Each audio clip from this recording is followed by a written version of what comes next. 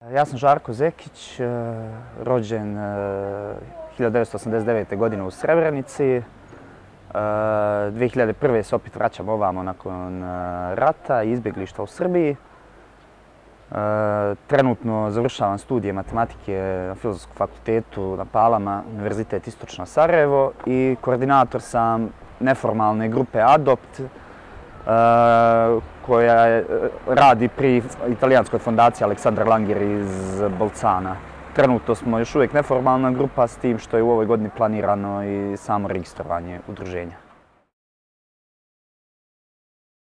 Dvije stvari bih istakao. Raznovrsnost ljudi.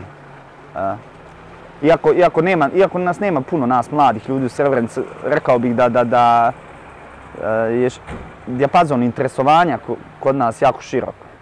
Najrazličitiji od pisanja preko muzike do sporta, glume.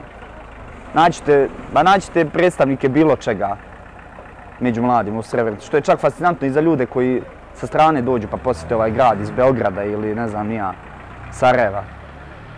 A druga stvar koju bih naveo je sama priroda koja okružuje Srebrenicu. Svi ovi pejzaži oko grada i sve te mogućnosti koje ona pruža da se čovjek stopi sa prirodom i da u njoj nađe i inspiraciju za ono što radi u životu, a i samu tu neko zadovoljstvo u samom sebi. Ne sviđa mi se naša pasivnost. Mi smo ovaj grad učinili ovakvim da bude zaboravljen, da bude zapostavljen, da nema života u njemu. Mi ga činimo takvim i ja mislim da isključivo mi moramo da promijenimo odnos prema svom gradu ako želimo da vratimo naš grad, da ga ucrtamo opet na onoj mapi na koji je bio prometnog jednog grada i za turiste i za ljude koji nekim drugim poslom dolaze ovdje. Jednostavno to je, ja mislim, do nas. Srebrenica dijeli kao i ostatak Bosne i Hercegovine taj problem socijalno-egzistencijalne prirode. Mada opet najlakše je biti opozicija i najlakše je kritikovati nečiji rad. Tako da bilo čiji trud bilo kojih ljudi na vlasti treba se cijeniti, treba ih podržati, dati im šansu, ne odmah kritikovati. Sad, konkretno da li bi im nešto predložio, pa sve bi te naše želje su uglavnom svele na bolju mogućnost zaposlenja. I to je ono osnovno pitanje u 21. vijeku, barem u Bosni i Hercegovini.